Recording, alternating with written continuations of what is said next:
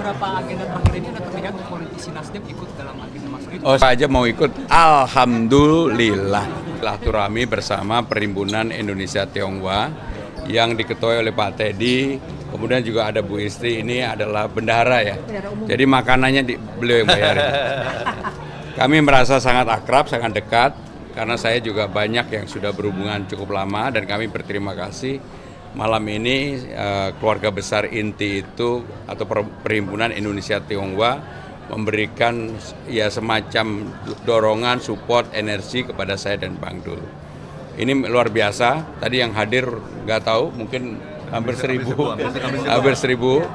Tetapi ini kan kebanyakan mayoritas adalah para pengusaha. Sehingga sekali lagi kami terima kasih atas dorongan support yang diberikan oleh inti kepada kami berdua. Ya. Kami terkait dengan toleransi di Jakarta sendiri bagaimana? Jadi memang kata kuncinya adalah kalau saya menjadi pimpinan, menjadi gubernur, nggak usah diragukan persoalan keberagaman, toleransi itu bagi saya sudah inherent dalam hidup saya, sehingga pasti akan kami lakukan. Ini kan tadi perkumpulan dari para pengusaha begitu yang ada di Jakarta. Kira-kira ada yang disampaikan ke Mas Pram nggak? Dititipkan di Mas Pram nanti? Ya mereka paling utamanya menginginkan transparansi, keterbukaan, penegakan hukum, anti korupsi. Yang paling penting mereka mau berusaha dengan aman dan nyaman.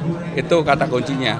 Dan juga masalah keberagaman dan toleransi yang mendapatkan perhatian secara khusus oleh para pengurus Perhimpunan Indonesia Tionghoa ini. Ya, makasih ya. Mendeklarasikan dukungan kepada Mas Pram ini atau kan tadi lihat doa. Dalam beberapa agenda terakhir ini ada terlihat politisi Nasdem ikut dalam agenda masuk itu. Oh, saya aja mau ikut. Alhamdulillah. Bagaimana dengan persoalan kemacetan secara besar? Apa yang harus dilakukan? Saya dan Bang Dul sepakat tidak lagi bicara Transjakarta, tapi Transjabodetabek. Kenapa bicara Transjabodetabek? Karena kemacetan di Jakarta selalu terjadi pada pagi hari dan sore hari. Ketika hampir 45 juta orang di suburban area dari Bogor, Depok, Tangerang Selatan masuk ke Jakarta. Kenapa nggak kita buat sesuatu yang baru, yang terbuka dan semuanya bisa menerima? Yang pertama yang harus dilakukan berubah dari Transjakarta menjadi Transjabodetabek. Dan sekarang perpresnya sudah ada, yaitu perpres aglomerasi. Kebetulan saya menyiapkan. Kalau itu terjadi, saudara-saudara sekalian, orang yang mau ke Jakarta ada kepastian. Kalau kemudian dia parkir nggak jauh dari rumahnya, misalnya tinggal di Bekasi, sebelum masuk Jakarta, maka ada tempat yang disebut dengan park and ride, seperti di negara-negara maju. Orang akan menitipkan mobilnya di sana. Setelah itu dia akan naik apakah LRT, MRT, busway, bisa kemana aja. Maka untuk itu saya akan mengusulkan kepada 15 golongan akan dibebaskan. Yang sekarang ini sudah dibebaskan untuk busway. Akan kita bebaskan untuk LRT dan MRT. Kenapa? Kita paksa mereka naik transportasi umum. Tetapi transportasi umumnya harus diperbaiki. Sekarang ini transportasi umum kita sebenarnya sudah 80%, 87% tepatnya. Hanya penggunaan maksimum yang melebihi dari itu di pagi hari dan di sore hari. Bahkan untuk jam-jam tertentu hanya 20% digunakan. Maka dengan demikian, bagi warga yang di luar Jakarta, mereka kita kasih kemudahan. Bawa mobil, bawa motor, bawa apapun, parkir di tempat parkir, habis itu memanfaatkan transportasi yang murah bagi mereka. Bahkan sebagian kita gratiskan untuk ASN, lansia, disabilitas, dan sebagainya. Kalau itu bisa dilakukan, Bapak Ibu Saudara-saudara sekalian, saya yakin maka persoalan transportasi di Jakarta pelan-pelan akan bisa kita atasi. Yang paling penting adalah apa? Ada kepastian, kenyamanan orang menggunakan transportasi umum. Dan supaya orang menjadi nyaman naik transportasi umum, semua wilayah yang dilalui transportasi umum, termasuk di RT RW, kita pasangin CCTV. Kenapa dipasangin CCTV? Nggak ada negara maju dimanapun, bapak-bapak mau ke Shanghai, ke Beijing, ke New York, ke Singapura, yang areanya itu tidak dipasangin CCTV. Dengan adanya CCTV, bapak-bapak mau ngapain aja satu sama lain bisa melihat itu. Persoalan narkoba bisa diatasi, diturunkan. Bullying, kekerasan, pencurian pasti akan teratasi. Termasuk kalau ada bapak-bapak yang mau nakal sama tetangga pasti juga ketahuan. Maka dengan demikian, kalau itu dilakukan, semua orang bisa saling melihat. Termasuk kenapa di New York, kalau orang mau yang sweet-sweet itu apa yang disebut dengan catcalling atau bersiul-siul, CCTV-nya ada. Habis itu dipermalukan, dibuka di ruang publik, netizen 62 netizen Jakarta ini kan, Indonesia ini kan paling ganas. Begitu orang melakukan itu diserang oleh netizen sekali, 2 kali, 3 kali pasti nggak berani.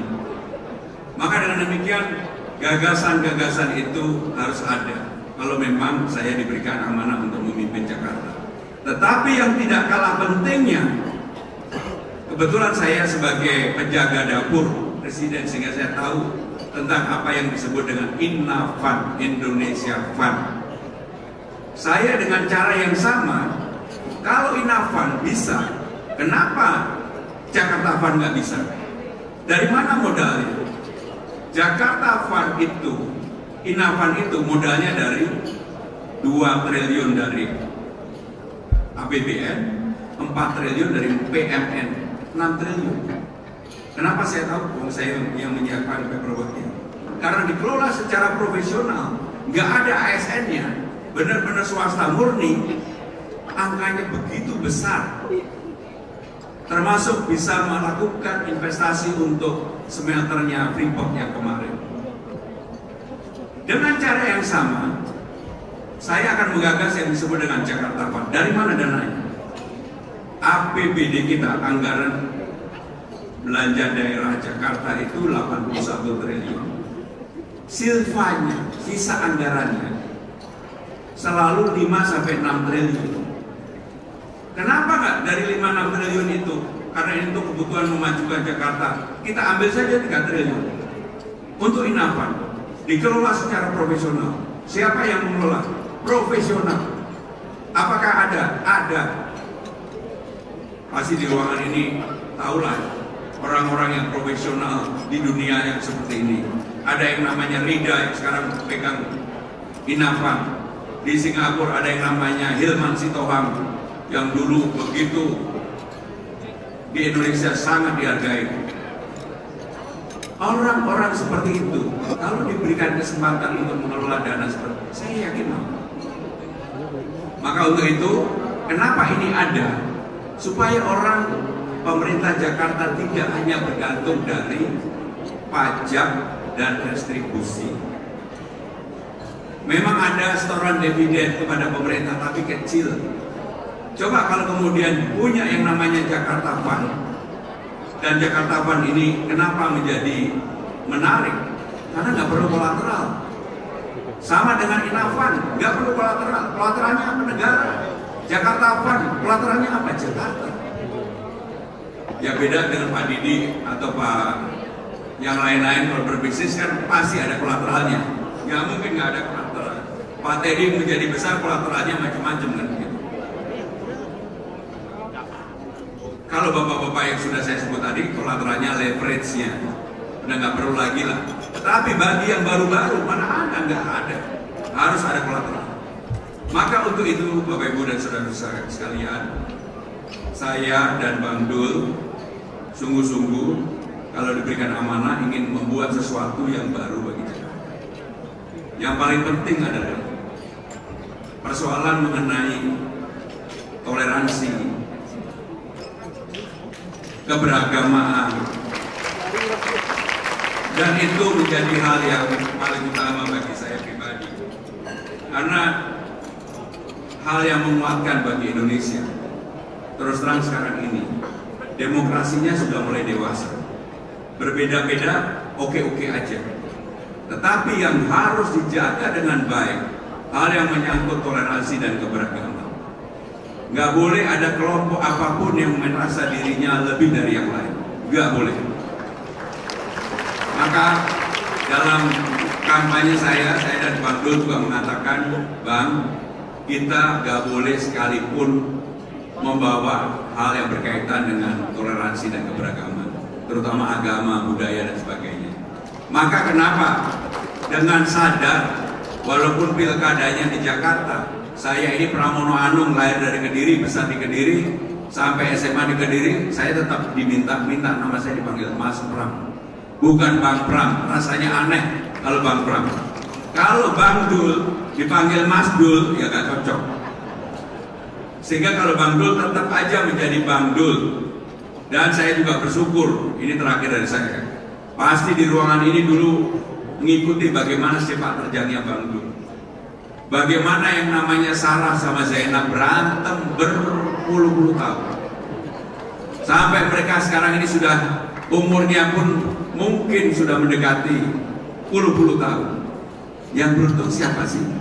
Nggak ada yang menang Sarah atau Zainab. Yang menang Pramono Anung. Terima kasih. Wassalamualaikum warahmatullahi wabarakatuh.